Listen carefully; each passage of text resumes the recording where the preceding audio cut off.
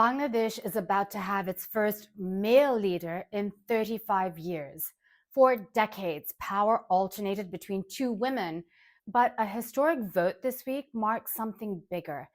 It's about whether a country can reset its democracy after years of unrest and claims of authoritarianism.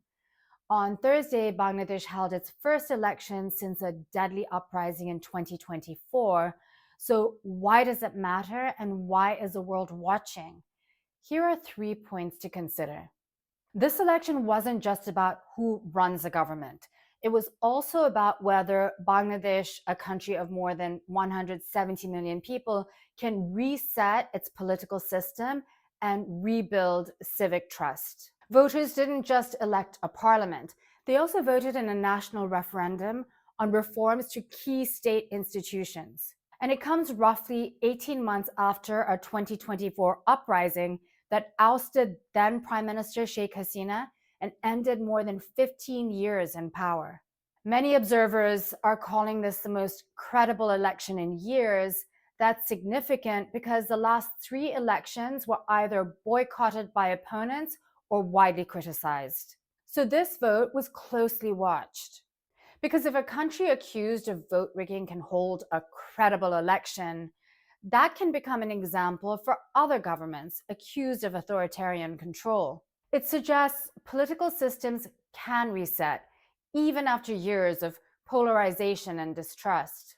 And how this election was conducted matters. This is what the Election Commission said. Representatives from 45 countries and organizations, including election management bodies and international institutions, are participating. More than 60 officials, approximately 330 international observers, are engaged in the electoral process, including nearly 220 from the European Union. In addition, more than 160 international journalists are independently covering the election. Security was highly visible, including police on horseback. My own family members who voted sent me photos from the ground. People were excited, they said, and they said the atmosphere of the polling stations felt almost festive. And politically, the landscape has shifted. Sheikh Hasina's party, the Awami League, was banned from taking part. One of the main contenders, the Bangladesh Nationalist Party, or BNP, claimed a landslide victory with an overwhelming majority. The party is led by Tariq Rahman. He's the son of former Prime Minister Khaleda Zia and former President Ziaur Rahman.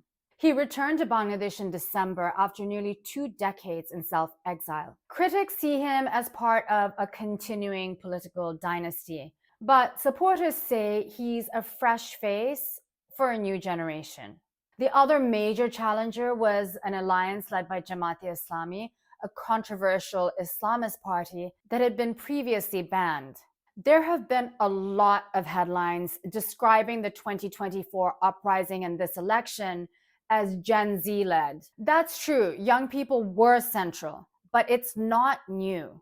Student movements have repeatedly reshaped the history of the country, including the 1952 language movement, demanding Bangla be recognized as a state language of Pakistan, the 1971 Liberation War, fighting for independence from Pakistan, and protests in 1990 that ended military rule.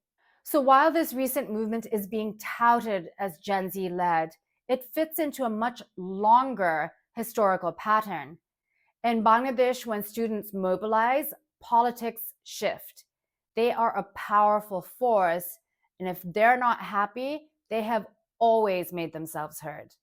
Bangladesh isn't just a domestic political story.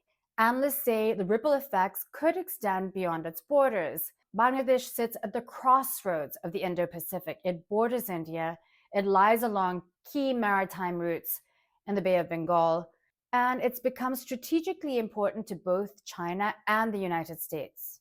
Bangladesh is one of the world's largest garment exporters, supplying major global brands.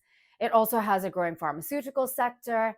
It's one of the world's largest shipbreaking hubs, and its IT outsourcing sector is expanding. So political stability there affects more than domestic politics.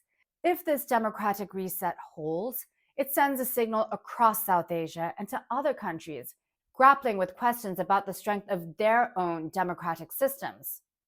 That's it for now. Send me your thoughts in the comments or DM me. And if you want more explainers like this, you can subscribe to my YouTube channel. Thanks for watching.